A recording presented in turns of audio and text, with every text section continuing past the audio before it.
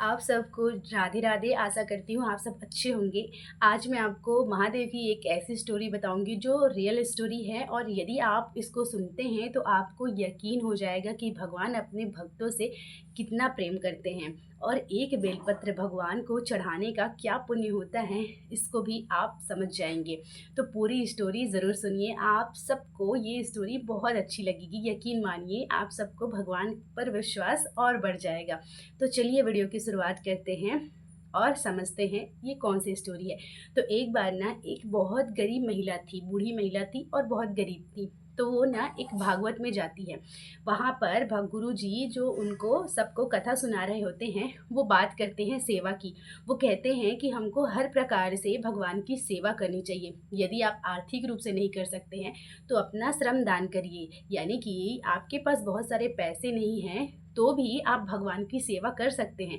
अपनी मेहनत से आप वहाँ पर कुछ सेवा दान करिए, और ये भी एक बहुत पुण्य का काम है, और इससे आपका जीवन अवश्य सफल होगा और आपको मोक्ष की ज़रूर प्राप्ति होगी। अब वो महिला ना बहुत गरीब थी, उसके पास पैसे नहीं थे। उसका मन हमेशा करता था कि मैं भगवान के लिए दान पुण्य करूं और अच्छे कर्म कर सकूं, लेकिन वो आर्थिक रूप से इतनी कमज़ोर थी कि वो दान पुण्य नहीं कर सकती थी। अब उसने जब गुरुजी की ये बात सुनी कि यदि हम भगवान के लिए या फिर भगवान के भक्तों के लिए सेवा करते हैं तो वो भी मोक्ष के लिए जो है वो एक रास्ता हो सकता है, और भगवान की प्राप्ति उसके ज़रिए से भी हो सकती है। अब उस बात को ये महिला पूरी तरीके से समझ जाती है और कोशिश करती है कि मेरे को ना कोई महात्मा या फिर कोई भगवान का मंदिर मिल जाए जिसकी मैं पूजा आराधना कर सकूं। तो ये ना जंगल में लकड़ी काटने के लिए जाती है। वहाँ पर एक साधु की झोपड़ी दिखती है। तो ये सोचती है कि गुरुजी ने तो कहा था कि भगवान के भक्तों की सेवा करना भगवान को प्राप्त करने के लिए भी आवश्यक है। तो ये ना उस गुरुजी के झोपड़ी में जाती है। वहाँ सब सामान बिखरा हुआ रहता है ना, सबको समेटती है। वहाँ कपड़े रखे थे उसको धोकर सुखा देती है। वहाँ पर जितने जूठे बर्तन रखे थे उन सब की सफाई करके झोपड़ी जितनी गंदगी थी उस सबको सफाई कर देती है और सफाई कर कर चली जाती है। उसके बाद क्या होता है, वो झोपड़ी एक साधु की रहती है। अब वो साधु बाद में जब आकर देखते हैं तो वो बहुत खुश होते हैं। अरे वाह, इतना सुंदर मेरी झोपड़ी को किसने सजाया है, मन से बहुत ज़्यादा आशीर्वाद देते हैं। अब दूसरे दिन ना फिर से वो जब लकड़ी काटने आती है तो वो फिर से वो साधु के झोपड़ी में आती है और सभी काम को फिर से उसी तरीके से कर देती है, उनके जगह को सफाई कर देती है और फिर से अपने घर में आ जाती है। अब निरंतर ऐसा वो रोज करने लगती है। साधु समझते हैं कि कौन ऐसा है जो मेरी जगह को रोज सफाई कर देता है।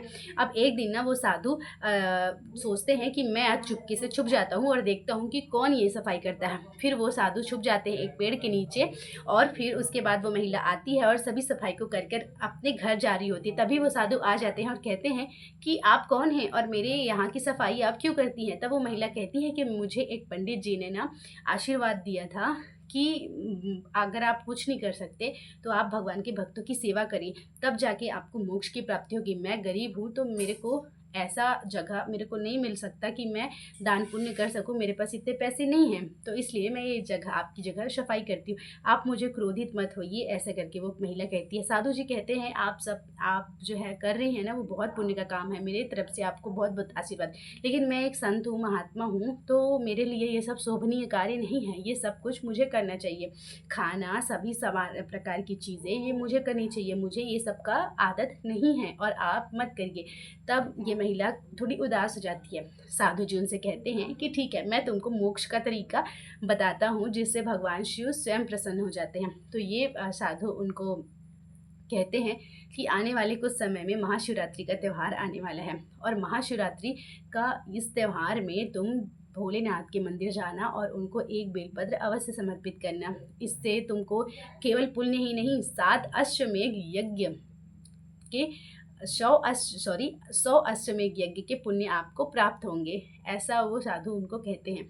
अब देखिए, एक अश्वमेध यज्ञ कोई नहीं कर सकता, लेकिन यहाँ पर 100 अश्वमेध यज्ञ की बात वो करते हैं। तो ये महिला बहुत खुश हो जाती है। अब महाशिवरात्रि का त्यौहार आता है, ये महिला भोलेनाथ को एक बेलपत्र चढ़ाती है और पूजन करती है, प्रार्थना करती है। ठीक है। अब उसी समय ना एक राजा, वहाँ के जो राजा थे, उनके महल में उनके बच्चे की तबीयत खराब थी और उनका बच्चा ठीक नहीं हो रहा था। तो पंडित जी ने ना एक उपाय बताया। उन्होंने कहा कि किसी ने यदि अपने पूरे जन्म में जो यज्ञ किया है, तो 7 यदि अश्वमेध यज्ञ का पुण्य इस तुम्हारे बच्चे को दे दें, तो इसका तबीयत बिल्कुल ठीक हो जाएगा। अब ऐसे साधु आस-पास मिल नहीं रहे थे, जो उनको 7 अश्वमेध यज्ञ का पुण्य दे सकें। वो बहुत ज़्यादा परेशान हो जा रहते हैं और अपने राज्य में सभी को घोषणा करा देते हैं कि राजा को यदि कोई भी अपने साथ अश्वमेध यज्ञ का पुण्य प्रदान कर सके तो अवश्य दे, क्योंकि ऐसा करने से राजा के बेटे का तबीयत ठीक हो जाएगा और इसके बदले में राजा उनको सब कुछ प्रदान कर देंगे, जितने भी उनकी इच्छाएं होंगी सभी प्रकार की चीज़ें प्रदान कर देंगे। अब कोई भी ऐसा नहीं था जिसके पास 7 अश्वमेध यज्ञ था। ये औरत ये बात सुन लेती है और सोचती है कि मैंने महाशिवरात्रि पे भोलेनाथ को एक बेलपत्र चढ़ाया है और वो 100 अश्वमेध यज्ञ के बराबर है, तो मैं अपने उसमें से 7 अश्वमेध यज्ञ का पुण्य इन्हें दे देती हूँ। तो ये महिला ना दरबार में जाती है और राजा से मिलने की प्रार्थना करती है। सभी लोग मजाक उड़ाते हैं इसका कि भैया ये कैसे इसके पास कहाँ से आएगा 7 अश्वमेध यज्ञ का पुण्य। बड़े बड़े ऋषि मुनि किसी के पास 7 अश्वमेध यज्ञ का पुण्य नहीं है, किसी ने नहीं किया है 7 अश्वमेध यज्ञ, ये कहाँ से कर लेगी। फिर भी राजा के कहने पर महिला को अंदर बुलाया जाता है। अब जब राजा इनको देखते हैं तब समझ जाते हैं कि ये महिला झूठ बोल रही है। उनको लगता है कि शायद धन के लालच में ये झूठ बोलकर यहाँ आ गई है। तो ये महिला कहती है कि मेरे पास है 7 अश्वमेध यज्ञ का पुण्य और मैं तैयार हूँ देने के लिए। तब ये राजा कहते हैं कि आप कैसी बात कर रही हैं, बड़े बड़े ऋषि मुनियों के पास नहीं है 7 अश्वमेध यज्ञ, उन्होंने नहीं किया, आप कहाँ से कर ली 7 अश्वमेध यज्ञ। जिस प्रकार से आपके वस्त्र हैं और आपकी स्थिति है, आप तो इतना बड़ा यज्ञ कहाँ ही कर पाएंगे। तब ये महिला कहती है कि आप मुझ पर यकीन मानिए, मेरे पास है अश्वमेध यज्ञ का पुण्य और आपका बच्चा ठीक हो जाएगा। वहीं पर बैठी उनकी रानी देखती रहती है, उनका बच्चा लेटे रहता है और बहुत ऐसा दुख का माहौल रहता है और वो रोते रहते हैं। तब ये महिला जो रानी है वो कहती है इस महिला से कि ठीक है, सब लोगों ने प्रयास कर लिया, तुम भी प्रयास करो। तब ये अपने हाथ में जल लेती है और भगवान से प्रार्थना करती है कि उस ऋषि ने मुझे कहा था कि 7 अश्वमेध यज्ञ नहीं 100 अश्वमेध यज्ञ का पुण्य मुझे प्राप्त हुआ है महाशिवरात्रि की पूजा से, और उसमें से 7 अश्वमेध यज्ञ का पुण्य मैं राजा के बेटे को देती हूँ। भगवान इनका स्वास्थ्य को ठीक करें। ऐसा कहकर वो पानी राजा के बच्चे के ऊपर छीट देती है। अब थोड़ी ही देर में राजा का बच्चा उठ जाता है, उनका स्वास्थ्य ठीक हो जाता है। सभी लोग आश्चर्यचकित हो जाते हैं कि ऐसा कैसे हो सकता है। राजा उस औरत के चरणों में गिर जाते हैं और कहते हैं कि आप कौन हैं और आपके पास कहाँ से इतना पुण्य आपने यज्ञ कर लिया 7 अश्वमेध यज्ञ। तब ये औरत बताती है कि मैंने ना महाशिवरात्रि के दिन पर भोलेनाथ को एक बेलपत्र चढ़ाया था और किसी ऋषि ने मुझे कहा था कि 100 अश्वमेध यज्ञ पुण्य आपको मिलेगा, तो उसी से मैंने 7 अश्वमेध यज्ञ का पुण्य आपको प्रदान कर दिया। तो फिर उसके बाद राजा बहुत खुश होते हैं, बहुत धन्यवाद करते हैं। और महिला की स्थिति क्योंकि वो बहुत गरीब थी, और वहाँ पर राजा कहते हैं कि ठीक है, अब तुम मांगो, तुमको जो भी चाहिए मैं देने को तैयार हूँ।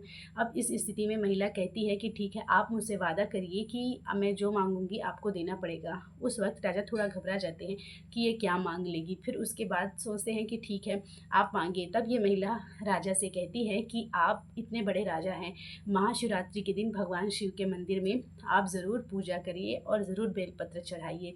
मेरी बस इतनी ही प्रार्थना है आपसे, मुझे और कुछ भी नहीं चाहिए। ऐसा बोलकर ये महिला वहाँ से जाने लगती है। तब ये राजा कहते हैं कि इतना बड़ा दिल किसी का नहीं हो सकता है, जो इतना सब कुछ मतलब उसके पास कुछ भी नहीं था, उसने ना वो सब कुछ मांग सकती थी, अपने घर के लिए भोजन मांग सकती थी, बड़ा घर मांग सकती थी, सब कुछ मांग सकती थी, लेकिन उन्होंने ना कुछ नहीं मांगा। उन्होंने केवल और केवल यही मांगा कि भगवान की सब पूजा आराधना करें। तो कितना बड़ा उनका श्रद्धा था, और सोचिए उनके विश्वास में कितना बड़ा पुण्य था कि उस राजा के बेटे की तबीयत ठीक हो जाती है। तो ऐसा ही है दोस्तों, और इसीलिए भगवान शिव को बहुत ज़्यादा बेलपत्र पसंद है। और आप यदि उनको एक बेलपत्र भी चढ़ा रहे हैं ना, तो यकीन मानिए वो आपकी हर बात को सुनते हैं और आपकी इच्छाओं को ज़रूर पूरा करेंगे। ऐसा विश्वास आप सबके अंदर ज़रूर होना चाहिए। तो आशा करती हूँ आपको ये कहानी अच्छी लगी होगी। जय महाकाल, जय श्रीमन नारायण, राधे राधे।